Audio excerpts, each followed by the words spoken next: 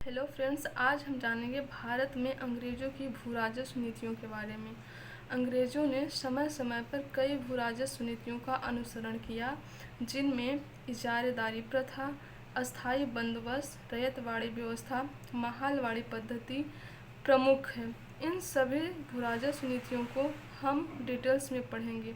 कई बार क्या होता है, और इन सब से बहुत क्वेश्चन भी आते हैं, आर ओ पीसीएस, इन सब में बहुत क्वेश्चन आते हैं। और सबसे ज़्यादा ये कि कन्फ्यूजन बहुत होता है कि इजारेदारी प्रथा में कौन सी प्रोविज़न है, अस्थायी बंदोबस्त क्या है, रैयतवाड़ी व्यवस्था क्या है, महालवाड़ी पद्धति क्या है। आइए इन सब के बारे में हम डिटेल से पढ़ते हैं।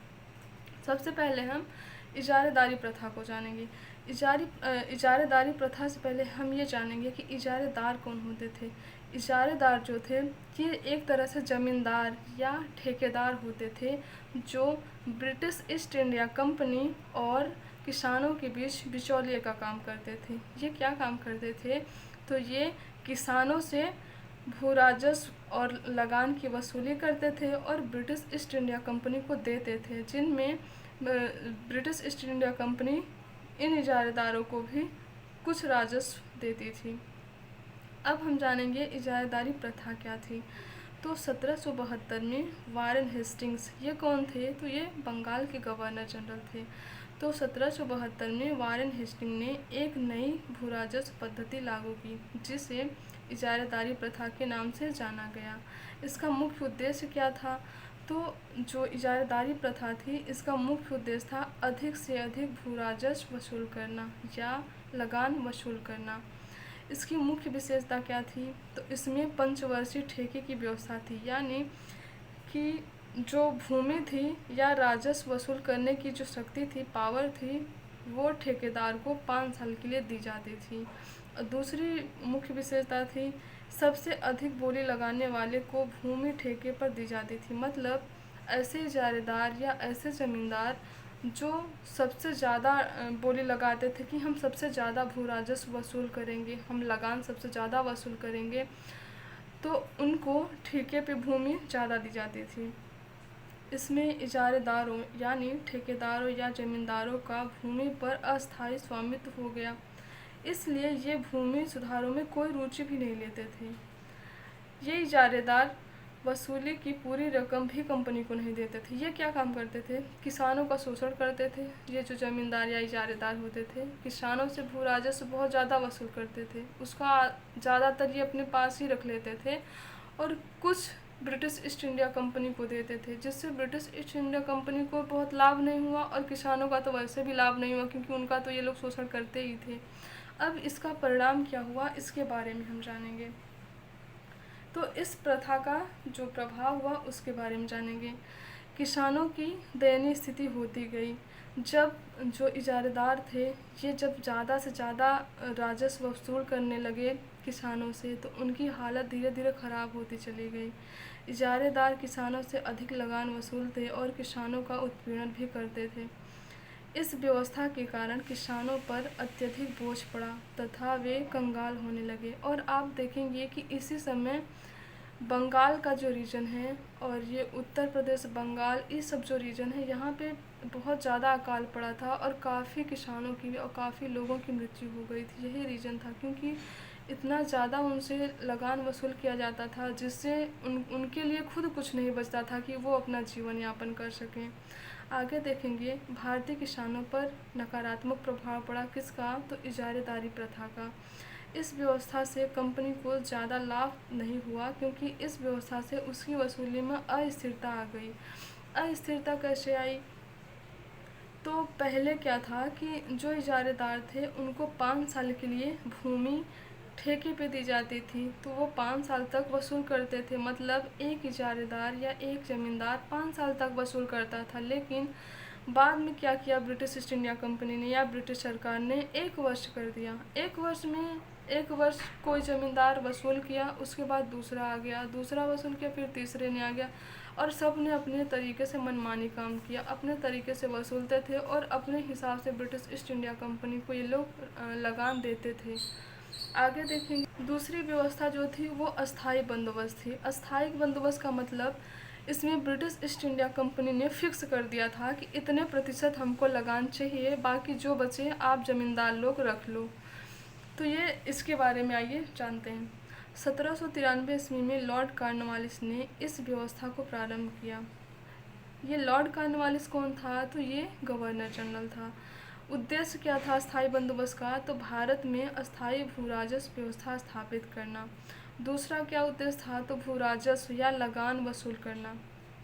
यह व्यवस्था भी भू राजस्व की व्यवस्था ही थी। इस व्यवस्था को जो अस्थायी बंदोबस्त है इसे स्तंभरारी, जागीरदारी, मालगुजारी एवं विस्वेदारी आदि नामों से भी जाना जाता है। कई बार पीसीएस या आरओ में ये क्वेश्चन बदल के आता है। कभी अस्थायी बंदोबस्त को जागीरदारी के नाम से दे दिया जाता है, कभी मालगुजारी के नाम से, कभी विस्वेदारी, जबकि ये सारे एक ही सिस्टम के नाम हैं। मतलब अस्थायी बंदोबस्त के ही नाम है स्तंभरारी, जागीरदारी, मालगुजारी, विस्वेदारी। तो हमें कंफ्यूज नहीं होना है बिल्कुल, ये सारा एक ही है। अगर कभी क्वेश्चन आ भी गया कि विस्वेदारी के बारे में बताइए, तो हम यही मानेंगे कि यह अस्थायी बंदोबस्त की बात कर रहा है, क्योंकि उसी का ये नाम है।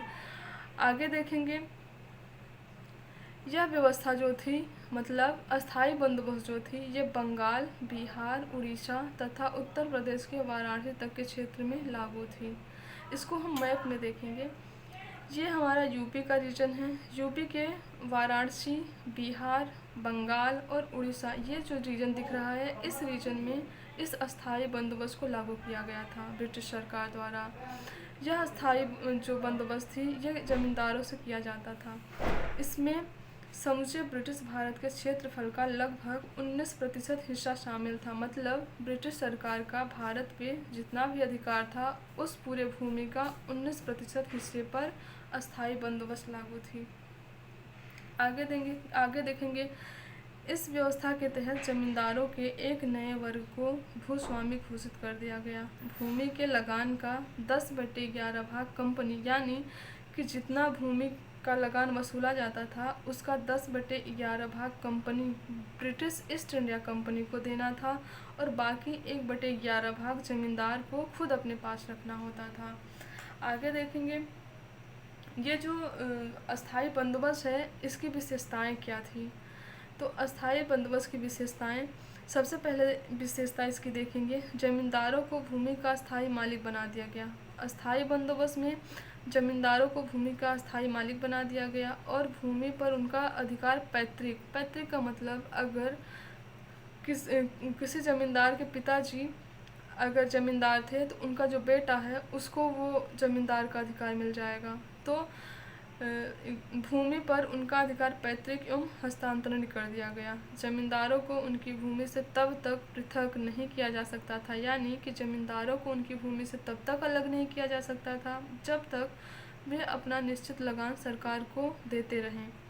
किसानों को मात्र रैयतों का नीचा दर्जा दिया गया और उनसे भूमि संबंधी अन्य परंपरागत अधिकारों को छीन लिया गया। आगे देखेंगे, जमींदार भूमि के स्वामी होने के कारण भूमि को खरीद सकते थे, भूमि को बेच भी सकते थे। जमींदार अपने जीवन काल में या वसीयत द्वारा अपनी जमींदारी को वैध उत्तराधिकारी को दे सकते थे। यदि कोई जमींदार निश्चित तारीख तक भू राजस्व की निर्धारित राशि जमा नहीं करता था, मतलब कि यदि कोई जमींदार निश्चित तारीख तक भू राजस्व की जो निर्धारित राशि होती थी वो ब्रिटिश ईस्ट इंडिया कंपनी को नहीं देता था, तो उसकी ज़मींदारी नीलाम कर दी जाती थी और वो ज़मींदारी दूसरे को दे दी जाती थी। आगे देखेंगे कि इसका उद्देश्य क्या था। जो अस्थायी बंदोबस्त थी, ये व्यवस्था थी, इसका उद्देश्य क्या था? सबसे पहला इसका उद्देश्य था इंग्लैंड की तरह, मतलब जैसी व्यवस्था इंग्लैंड में थी उस तरीके की व्यवस्था भारत में जमींदारों का एक मतलब जिस तरीके से इंग्लैंड में व्यवस्था थी वैसा ही भारत में जमींदारों का एक ऐसा वर्ग तैयार करना जो अंग्रेजी साम्राज्य के लिए सामाजिक आधार का कार्य कर सके। ब्रिटिश ईस्ट इंडिया कंपनी की आय में वृद्धि करना यह दूसरा उद्देश्य था। अब जो ये व्यवस्था थी इससे लाभ क्या हुआ? तो सबसे अधिक लाभ जमींदारों को हुई, सबसे ज़्यादा जो लाभ हुआ वो जमींदारों को हुआ, क्योंकि वे अस्थायी रूप से भूमि के मालिक बन गए। दूसरा देखेंगे, लगान की एक निश्चित रकम सरकार को देने के पश्चात काफ़ी बड़ा धनराशि जमींदारों को प्राप्त होने लगा। मतलब इसका कि क्योंकि ब्रिटिश ईस्ट इंडिया कंपनी ने ये निश्चित कर दिया था कि आप जितना राजस्व वसूल करेंगे किसानों से, उसका इतने प्रतिशत हमको चाहिए, बाकी जो बच रहा है आप अपने पास रख लिए। किसको बोले? ज़मींदारों को। तो ज़मींदार क्या करते थे, ज़्यादा से ज़्यादा राजस्व वसूल करने की कोशिश करते थे किसानों से, और किसानों का शोषण भी करते थे, मारपीट करते थे, उनके साथ अत्याचार भी करते थे। और उसके बाद जितना ब्रिटिश सरकार को देना होता था, उतना देने के बाद जितनी राशि बचती थी वो ज़मींदार अपने पास रख लेते थे। सरकार को प्रतिवर्ष राजस्व की दरें तय करने एवं ठेके देने के झंझट से मुक्ति मिल गई। ये सब क्या थे? अस्थायी बंदोबस्त के लाभ थे। राजस्व में वृद्धि की संभावनाओं के कारण जमींदारों ने कृषि में अस्थायी रूप से रुचि लेना प्रारंभ कर दी तथा कृषि उत्पादन में वृद्धि के अनेक प्रयास किए गए। इससे कृषि उत्पादन में भी वृद्धि हुई। अब हम देखेंगे कि जो अस्थायी बंदोबस्त ये थी, इसकी हानि क्या हुई है, मतलब इसके नुकसान भी तो हुआ होगा। इस व्यवस्था से सबसे अधिक हानि किसानों को हुई। इससे उनके भूमि संबंधी तथा अन्य परंपरागत अधिकार छीन लिए गए तथा वे केवल खेतिहर मजदूर बनकर रह गए। किसानों के साथ अत्याचार तथा शोषण काफ़ी बढ़ गया। जमींदार इतना ज़्यादा किसानों के साथ शोषण करते थे, अत्याचार करते थे, जबरन भू राजस्व और लगान की वसूली करते थे। उसके बाद किसान जमींदारों की दया पर निर्भर हो गए। मतलब जमींदार जितना छोड़ देते थे राशि, उतने पे वो उनको जीवन यापन करना पड़ता था। जमींदारों के समृद्ध होने से वे विलासितापूर्ण जीवन व्यतीत करने लगे, जिससे सामाजिक भ्रष्टाचार में वृद्धि हुई। समाज में भी बहुत भ्रष्टाचार बढ़ गया।